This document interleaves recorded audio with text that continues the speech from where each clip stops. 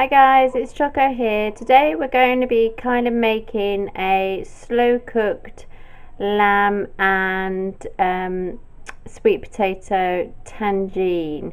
When I say sort of, I'm leaving out some of the ingredients that you would put in a tagine because you would put apricots in and we don't do apricots. So I will put in the recipe to put in apricots, but we're not putting them in. Right, so I'm doing some preparation in advance, but you can do this all in one go. All I'm doing this evening is that I have my lamb. I've got it's just over 500 grams of lamb, and I'm just going to put it in my slow cooker. Like so. And then I'm going to put all of the herbs in. We're going to put in a teaspoon of ground coriander. Oh, my teaspoon's too big. And we'll do it that way then. So kind of level. Oh, come on. Right, so that's going to go in. We're going to put in a teaspoon of ground cumin.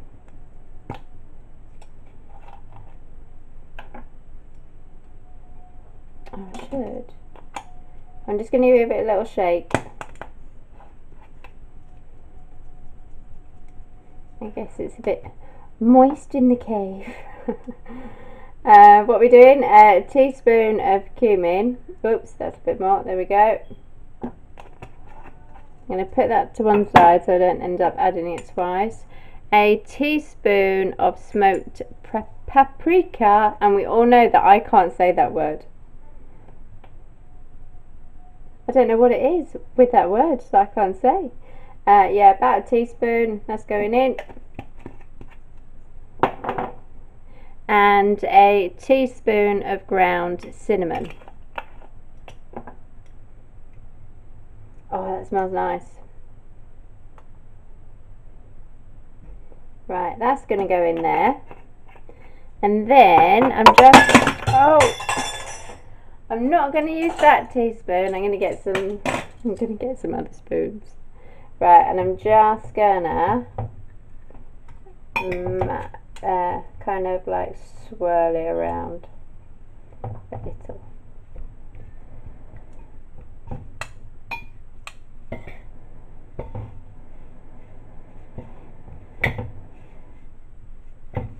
So I'm kind of just doing this now just to save a little bit of time for when I put it on in the morning. I've already chopped my veg. I can put my veg in actually, can I? I'll put my veg in now. I'll tell you about that now. Because I just don't think it's a good idea to stick it. I'm going to get rid of that piece of fat because that would be gross. I know you need like some fat, but nah, not that bit, because that won't be nice. Gonna have to go wash my hands. I'll have to. Right, so hands have been washed and everything's been decontaminated. You know, and just kind of like think nothing can go wrong, but it honestly didn't look that fatty when I put them out. Right, so we've got our 4 spices with our diced lamb. We're going to put in, this is a lot of sweet potato. What did I call the recipe? Did I call it butternut squash? I don't know. Anyway, it's lamb and sweet potato.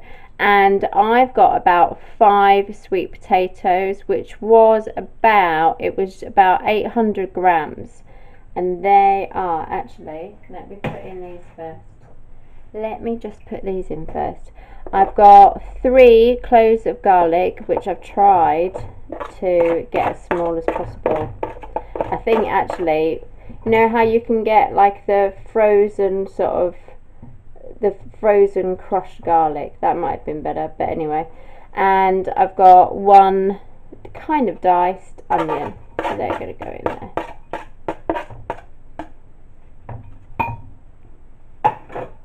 Right, now I'm going to put in those 5 sweet potatoes, and they're just going to sit in there. Going to put in a can of tomatoes,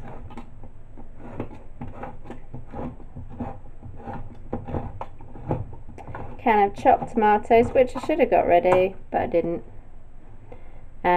Yeah, so we've got, where's the measure? We've got 400 grams of chopped tomatoes in.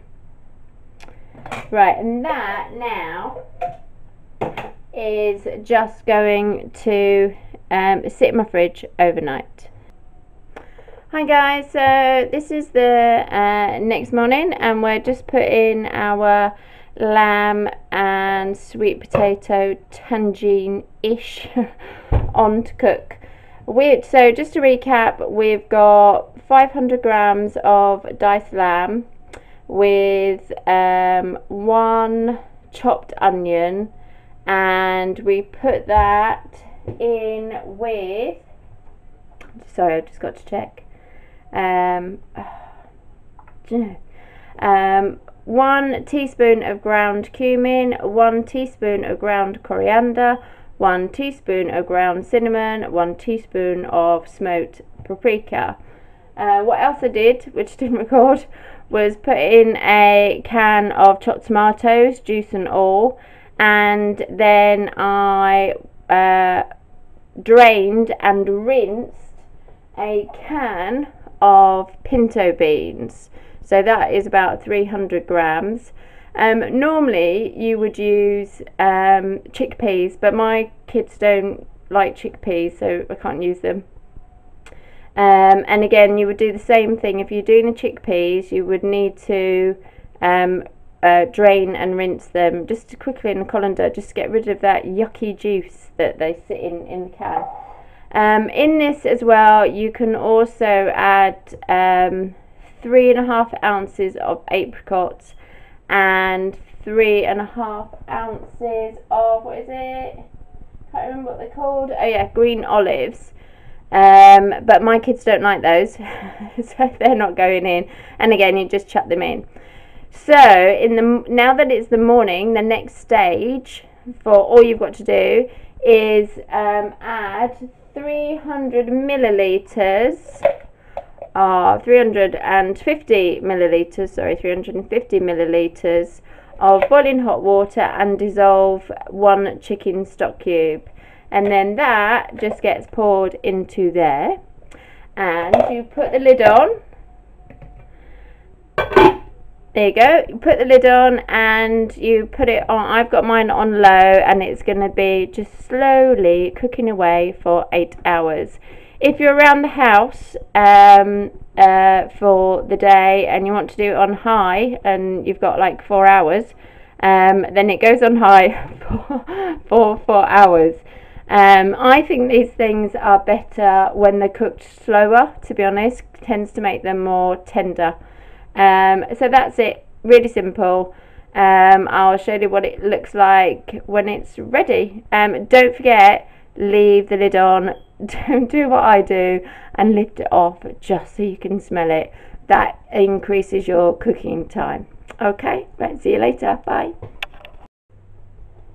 Hi guys, it's Eats.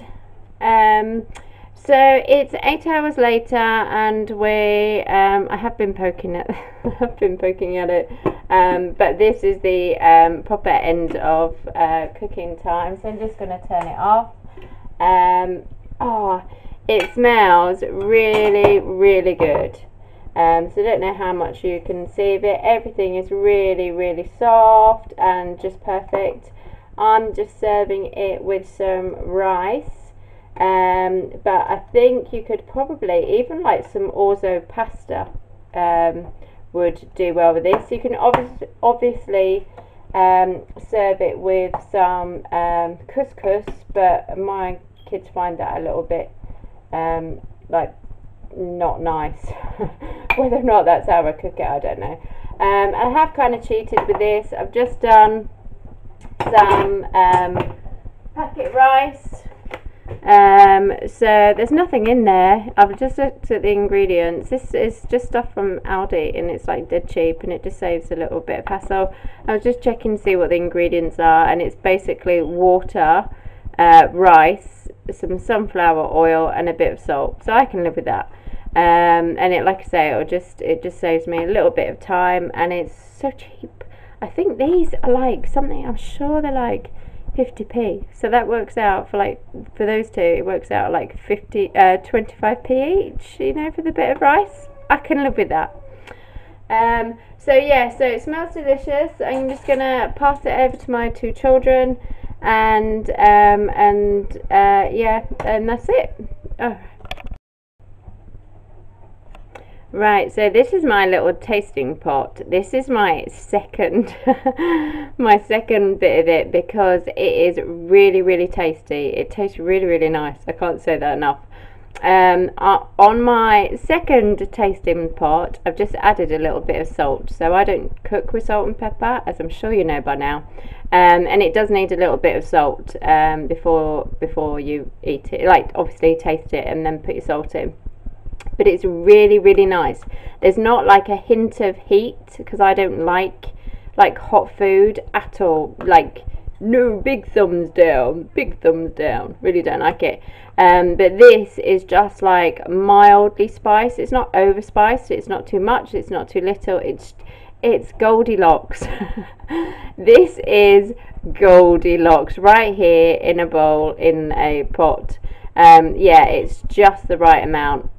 Tastes really, really good. And for somebody, like I say, that doesn't like spicy food, I would eat tons of this. I would eat it with pasta, I would eat it with rice, and I would eat it with couscous or quinoa, you know, that kind of thing. Yeah, just really nice, folks. Enjoy. Bye.